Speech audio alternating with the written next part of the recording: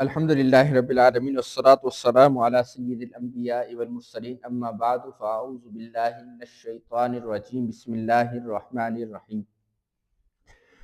سنن ابی داؤد شریف کتاب الصیام چل رہا تھا۔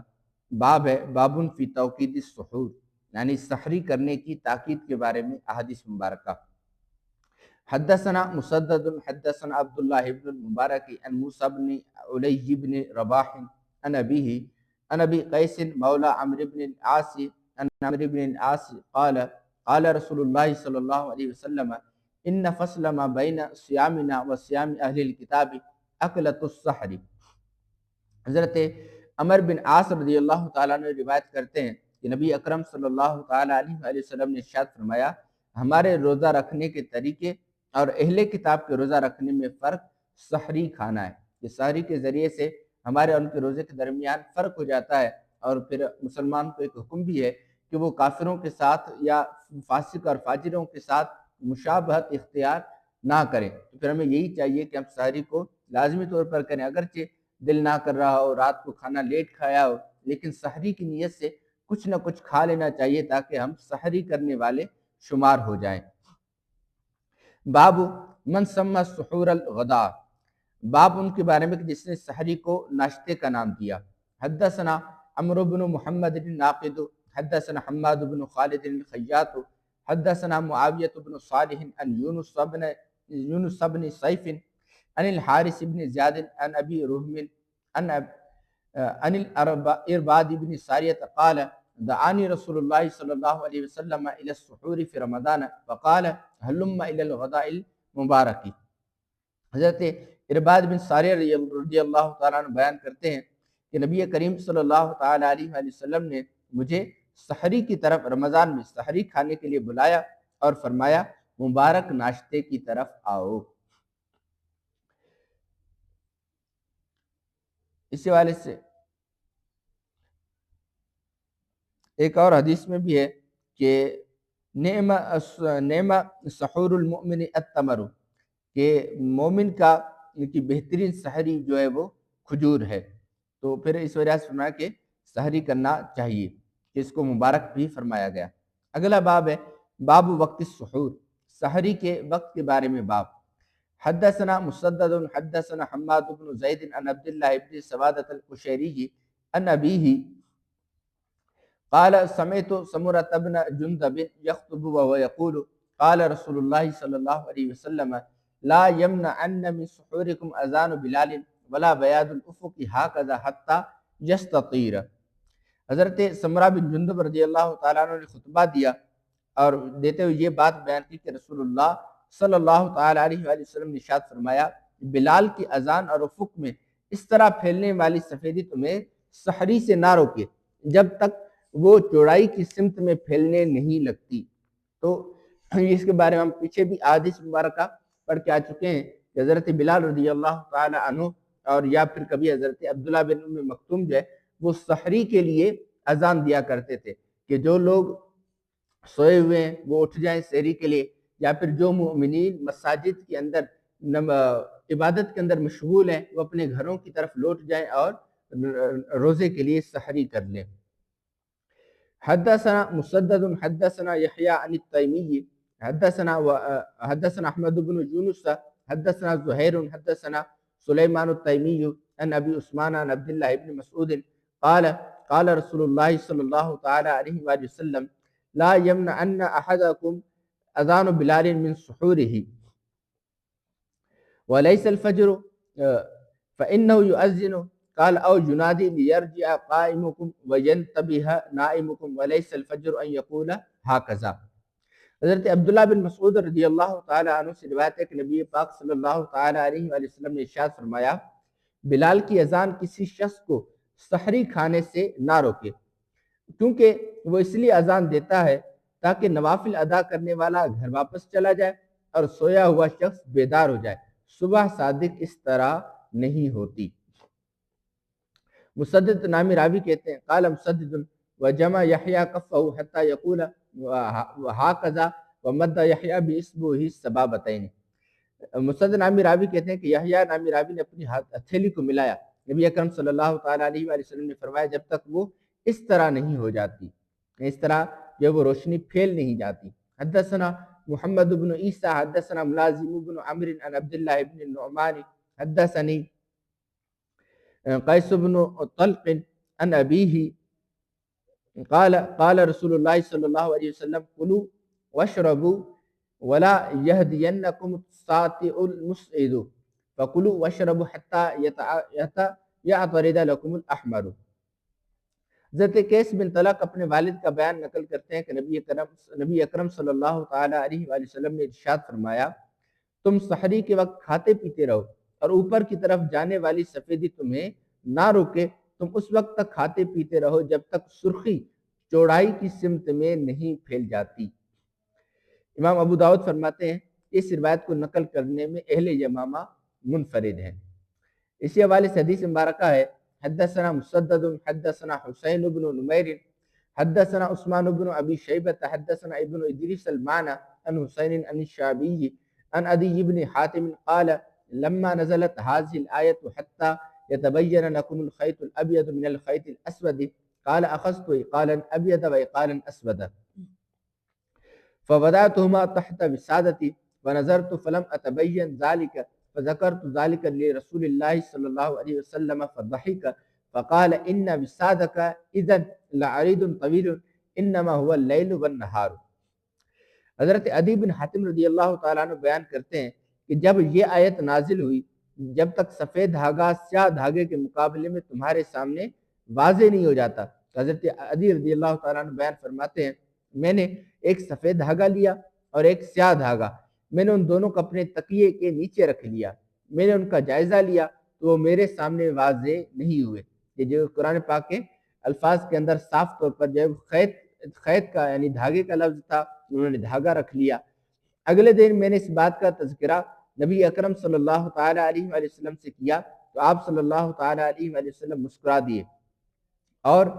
ارشاد فرمایا پھر تو تمہارا تکیہ بڑا لمبا اور چوڑا ہے، اس سے مراد رات اور دن ہے، خیط ابیض سے مراد دن اور خیط اسود سے مراد رات ہے۔ تو عثمان نامی راوی کی روایت میں یہ الفاظ ہے کہ اس سے مراد رات کی سیاہی اور دن کی سفیدی ہے۔ تو اب یہ دیکھ لیں کہ صحابہ کرام علیہم رضوان کیونکہ حالانکہ وہ اہل عرب تھے، نبی پاک علیہ الصلوۃ والسلام کے وضاحت فرمانے بیان فرمانے کے علاوہ ان کو بھی اس کے اندر جو ہے وہ شبہ لائق ہو گیا اور وہ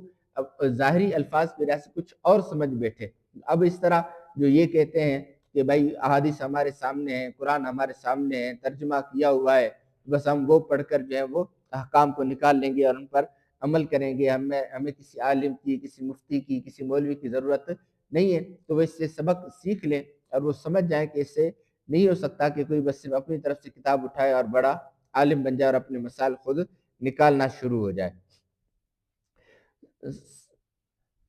سحری کے وقت سفیدی کے ظاہر ہونے میں فقہی مذاہب، حافظ امام بدر الدین ابن کثیر لکھتے ہیں کہ صحیح بخاری شریف میں ہے حضرت سہل بن سعد رضی اللہ تعالیٰ عنہ فرماتے ہیں جب من الفجر کا لفظ نہیں اترا تھا تو چند لوگوں نے اپنے پاؤں میں سفید اور سیاہ دھاگے باندھ لیے اور جب تک ان کی سفیدی اور سیاہی میں تمیز نہ ہوئی کھاتے پیتے رہے۔ اس کے بعد یہ لفظ اترا اور معلوم ہو گیا کہ اس سے مراد رات سے دن مراد ہے، کہ جب تک رات سے دن آ جائے تب تک کھاتے رہو، لیکن جب دن شروع ہو جائے یعنی کہ فجر کا وقت شروع ہو جائے تو پھر کھانے پینے کو چھوڑ دیا جائے۔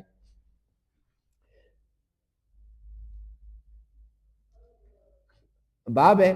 باب الرجل یسمع النداء والاناء علی یدہ، باب اس آدمی کے بارے میں جو سحری کھا رہا ہو اور اس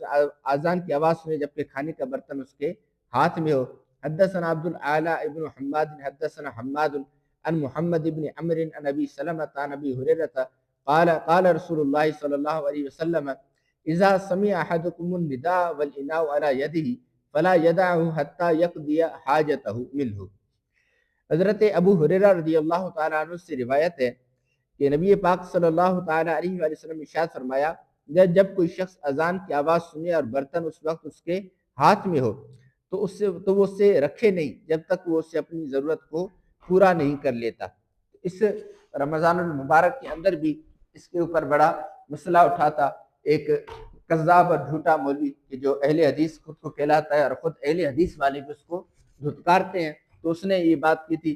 کہ جو ہے اس کے ہاتھ میں برتن ہو، پھر اس کے اندر جتنا بھی کھانا ہو وہ پورا کھانا کھاتا رہے، اس کا وضو روزہ نہیں ٹوٹے گا. تو علماء اہل سنت نے اس کا اچھا خاصا رد بھی کیا تھا اور اس کی اچھی خاصی مٹی پلیت کی تھی، اور یہ مسئلہ تمام لوگوں کے اوپر واضح کر دیا تھا کہ اگر جیسے نماز کا وقت اذان شروع ہو جائے، یا اذان کی بھی بات نہیں ہے بلکہ جیسے ہی وقت شروع ہوگا روزے کا، کھانا پینا ترک کر دیا جائے گا. وقت فطر الصائم، روزہ دار کا افطاری کرنے کے وقت کے بارے میں. حدثنا احمد بن حنبل حدثنا وقیع حدثنا هشام حدثنا مسدد حدثنا عبد الله بن داود عن هشام المعنى قال هشام بن عروة عن أبيه عن عاصم بن عمر عن أبيه قال النبي صلى الله عليه وسلم إذا جاء الليل من هاونا وذهب النهار من هاونا زاد مسدد وغابت الشمس فقد أفطر الصائم. حضرت عاصم اپنے والد حضرت عمر رضی اللہ تعالیٰ عنہ کے حوالے سے نبی اکرم صلی اللہ تعالیٰ علیہ وآلہ وسلم کا یہ فرمان نقل کرتے ہیں کہ جب رات اس طرف سے آ جائے اور دن اس طرف سے رخصت ہو جائے، یا مسدد نامی راوی نے یہ الفاظ زائد کیے ہیں کہ سورج غروب ہو جائے تو روزہ دار افطاری کر لے. تو دن ختم ہو جائے اور رات شروع ہو جائے، مغرب کا وقت شروع ہو جائے، تو پھر روزے دار کے افطار کا وقت ہو جاتا ہے. حدثنا مسدد حدثنا عبد الواحد حدثنا سلیمان الشیبانی قال سمعت عبد الله بن ابي اوفى يقول سرنا مع رسول الله صلى الله عليه وسلم وهو صائم فلما غربت الشمس قال يا بلال انزل فاجدح لنا قال يا رسول الله لو امسيت قال انزل فاجدح لنا قال يا رسول الله ان عليك نهارا قال انزل فاجدح لنا فنزل فجدح فشرب رسول الله صلى الله عليه وسلم ثم قال اذا رأيتم الليل قد اقبل من هاونا فقد افطر الصائم واشار باصبعه قبل المشرق. حضرت عبداللہ بن ابو اوفا رضی اللہ تعالیٰ عنہ بیان کرتے ہیں ہم نبی اکرم صلی اللہ تعالیٰ علیہ وآلہ وسلم کے ہمراہ سفر کر رہے تھے، آپ نے روزہ رکھا ہوا تھا. جب سورج غروب ہو گیا تو آپ نے فرمایا اے بلال اترو اور ہمارے لیے ستو گھول دو، ستو جو پیا جاتا ہے. انہوں نے عرض کیا رسول اللہ اگر آپ شام ہو لینے دیں تو یہ مناسب ہوگا. نبی اکرم صلی اللہ تعالیٰ علیہ وآلہ وسلم نے ارشاد فرمایا تم اترو اور ہمارے لیے ستو گھول دو. انہوں نے پھر عرض کیا رسول اللہ ابھی دن باقی ہے. نبی اکرم صلی اللہ تعالیٰ علیہ وآلہ وسلم نے فرمایا اترو اور ہمارے لیے ستو گھول دو. وہ اترے اور انہوں نے ستو گھول دیے. آپ صلی اللہ تعالیٰ علیہ وآلہ وسلم نے اسے پی لیا اور ارشاد فرمایا جب تم رات کو دیکھو کہ وہ اس طرف سے آ گئی ہے تو روزہ دار روزہ کھول لے. نبی اکرم صلی اللہ تعالیٰ علیہ وآلہ وسلم نے اپنی انگلی کے ذریعے مشرق کی طرف اشارہ کر کے یہ بات ارشاد فرمائی. سورج غروب ہو جائے اور رات کا وقت یعنی مغرب کا وقت شروع ہو جائے تو پھر روزے دار اپنا روزہ افطار کر لے. باب ما یستحب من تعجیل الفطر، یعنی کہ افطاری کے اندر جلدی کرنے کی مستحب ہونے کے بارے میں باب. حدثنا وهب بن بقیۃ عن خالد عن محمد یعنی ابن عبد الرحمن یعنی ابن عمرو عن ابی سلمۃ عن ابی ہریرہ عن النبی صلی اللہ علیہ وسلم قال لا يزال الدین ظاہرا ما عجل الناس الفطر لأن اليہود والنصارى يؤخرون. حضرت ابو ہریرہ رضی اللہ تعالیٰ نبی اکرم صلی اللہ تعالیٰ علیہ وآلہ وسلم کا یہ فرمان نقل کرتے ہیں دین اس وقت تک غالب رہے گا جب تک لوگ جلد افطاری کرتے رہیں گے، کیونکہ یہودی اور عیسائی اس میں تاخیر کرتے ہیں. تو مسلمانوں کا طریقہ یہی ہے کہ افطاری جو ہے وہ جلدی کی جائے. اور پھر ہم مسلمانوں میں سے بھی پھر مسلمان تو ان کو نہیں کہا جائے گا، مسلمانوں میں سے وہ نہیں ہے، خارجی ہی ہیں کہ جو کہتے ہیں کہ چاند کو دیکھ کر ستاروں کو دیکھ کر روزہ کھولیں گے، تو وہ ویسے بھی مسلمانوں میں شمار نہیں ہوتے اور ان کا یہ طریقہ واقعی میں بھی مسلمان والا بھی نہیں ہے. وہ یہود و نصارہ کی پیروی کرنے والے ہیں کہ جن کو اہل تشیع کہا جاتا ہے. تو ہر بات کے اندر ہر چیز کے اندر انہوں نے دین کے اندر بڑا اختراع کیا ہے. نہ تو ان کی نماز مسلمانوں جیسی، نہ ان کی اذان مسلمانوں جیسی، نہ ان کی عادات و اطوار، نہ نماز کے اوقات، نہ نماز پڑھنے کا انداز، کوئی بھی چیز ان کی مسلمانوں کے مشابہ ہے ہی نہیں. ان کا خود ساختہ دین ہے، جھوٹا جھوٹا اور جھوٹا. فرمایا گیا ہے کہ دنیا کے خطے پر جو سب سے من گھڑت اور جھوٹا ترین دین ہے تو وہ اہل تشیع کا دین ہے، کہ ان کی کسی بات کی کوئی صحیح سند، کوئی روایت، کوئی دلیل ہوتی نہیں ہے۔ ان کا ایک سمجھے کہ قاعدہ یہ ہے کہ کسی شخص نے اماموں کی طرف کوئی بھی بات منسوب کر کے کہہ دی تو اب وہ سچا ہی ہے، کیونکہ کوئی بھی اماموں پر جھوٹ نہیں بول سکتا۔ اب وہ جو بھی بیان کرے اس سے سند بھی نہیں لی جائے گی، یہ بھی نہیں پوچھا جائے گا کہ تم نے یہ بات کہاں سے دیکھی، کہاں سے پڑھی، کس سے تم نے روایت کی ہے، بلکہ بس امام سے کی طرف نسبت کر دی تو بس بات سچی ہے۔ تو اس وجہ سے سب سے زیادہ جھوٹ جس دین کے اندر ہے وہ تو تمام دین اسلام کے علاوہ تمام دین جھوٹے ہیں، لیکن اپنے آپ کو مسلمان کہلانے والوں میں سے اہل تشیع سے زیادہ جھوٹا کذاب کوئی بھی نہیں ہے۔ حدیث مبارکہ ہے حدثنا مسدد حدثنا ابو معاویہ عن الاعمش عن عمارة بن عمیر عن ابی عطیہ قال دخلت على عائشة رضی اللہ عنہ انا ومسروق فقلنا یا ام المؤمنین رجلان من اصحاب محمد صلی اللہ علیہ وسلم احدهما يؤجل الافطار ويؤجل الصلاة والآخر يؤخر الافطار ويؤخر الصلاة قال ايهما يؤجل الافطار ويؤجل الصلاة قلنا عبد الله قالت كذلك ما يصنع رسول اللہ صلی اللہ علیہ وسلم۔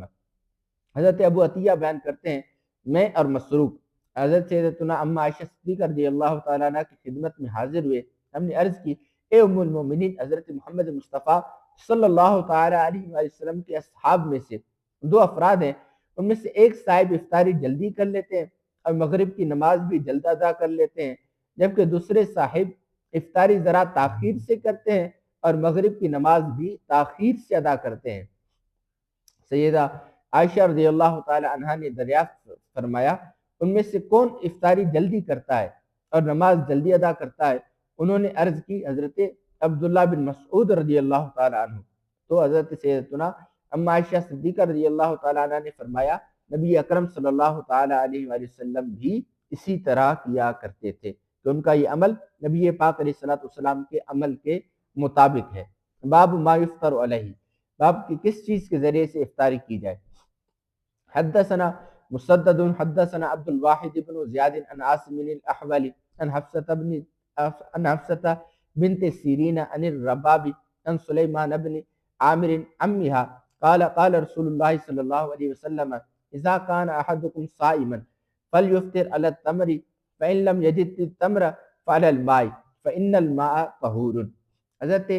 سلمان بن عامر رضی اللہ تعالیٰ عنہ سے روایت کرتے ہیں کہ نبی اکرم صلی اللہ تعالیٰ علیہ وآلہ وسلم نے ارشاد فرمایا جب کسی شخص کا روزہ ہو تو اسے کھجور کے ذریعے افطاری کرنی چاہیے، اگر اسے کھجور نہیں ملتی تو پانی کے ذریعے کر لے، کیونکہ پانی پاک کرنے والا ہے۔ حدثنا احمد بن حنبل حدثنا عبد الرزاق حدثنا جعفر بن سلیمان اخبرنا ثابت البنانی انه سمع انس بن مالک یقول كان رسول اللہ صلی اللہ علیہ وسلم يفطر على رطبات قبل ان يصلي فان لم تكن فعلى تمرات فان لم تكن حسوات من ماء۔ حضرت انس بن مالک رضی اللہ تعالیٰ عنہ بیان فرماتے ہیں نبی اکرم صلی اللہ تعالیٰ علیہ وآلہ وسلم نماز ادا کرنے سے پہلے تازہ کھجوروں کے ذریعے افطاری کرتے تھے۔ تازہ کھجوریں نہیں ہوتی تھی تو آپ خشک کھجوروں کے ذریعے افطاری کر لیتے تھے، اگر وہ بھی نہیں ہوتی تو نبی پاک علیہ السلام آپ پانی کے چند گھونٹ بھر لیتے تھے، تو پھر پانی نوش فرما کر آپ علیہ السلام روزہ افطار فرمایا کرتے تھے۔ باب القول عند الافطار، یعنی افطاری کے وقت پڑھی جانے والی دعا کے بارے میں باب۔ حدثنا عبداللہ بن محمد بن یحییٰ حدثنا علی بن الحسن اخبرنا الحسین بن واقد حدثنا مروان یعنی ابن سالم المقفعی قال رأيت ابن عمر رضی اللہ تعالی عنہما يقبض على لحيته فيقطع ما زادت على الكف وقال كان النبي صلی اللہ علیہ وسلم اذا افطر قال ذهب الظمأ وابتلت العروق وثبت الاجر انشاءاللہ۔ نبی پاک صلی اللہ تعالی علیہ وآلہ وسلم کو دیکھا، حضرت عبداللہ بن عمر کو دیکھا، انہوں نے اپنی داڑھی کو مٹھی میں لیا اور جو بال مٹھی سے زائد تھے انہیں کاٹ دیا۔ انہوں نے یہ بات بیان کی کہ نبی اکرم صلی اللہ تعالی علیہ وآلہ وسلم جب افطاری فرماتے تو یہ پڑھتے تھے پیاس ختم ہو گئی، رگے تر ہو گئی، اور اگر اللہ نے چاہا تو اجر ثابت کر دیا ہو گیا۔ حدثنا محمد مسدد حدثنا حشیم عن حسین عن معاذ بن زہرة انه بلغه ان النبی صلی اللہ علیہ وسلم كان اذا افطر قال اللهم لك صمت وعلى رزقك افطرت۔ حضرت معاذ بن زہرہ بیان کرتے ہیں ان تک یہ روایت پہنچی کہ نبی اکرم صلی اللہ تعالیٰ علیہ وسلم جب افطاری کر لیتے تھے تو یہ پڑھتے تھے، یہ دعا پڑھتے کہ اے اللہ میں نے تیرے لیے روزہ رکھا اور تیرے رزق کے ذریعے سے افطاری کر رہا ہوں۔ تو اللہ تبارک و تعالی ہمیں بھی روزے رکھنے اور شریعت کے مطابق ان کو پورا کرنے کی توفیق عطا فرمائے، آمین بجاہ نبی الامین بحق لا الہ الا اللہ محمد رسول اللہ صلی اللہ تعالی علیہ وآلہ وصحبہ وبارک وسلم۔